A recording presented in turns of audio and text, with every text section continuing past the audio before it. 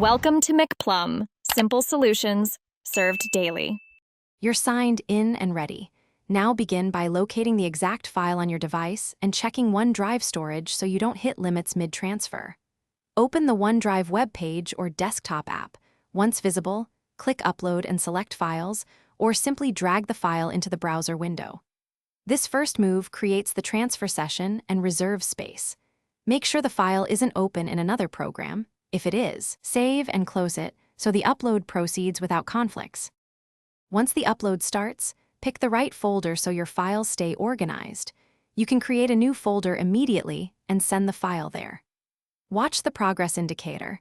OneDrive will show percentage and speed.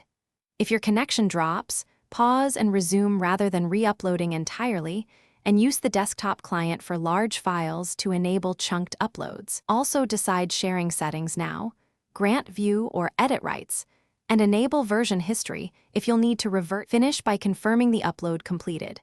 Open the file in OneDrive to verify it isn't corrupted and that the latest version is present. Then set sharing or sync to your devices so others or your systems can access it. If something goes wrong, first check your internet connection and available storage, then ensure the file isn't locked by another app. Clear your browser cache or sign out /in of the app and retry. One key tip: use the desktop client for large or frequent uploads to reduce errors. Thanks for watching. Stay juicy and subscribe.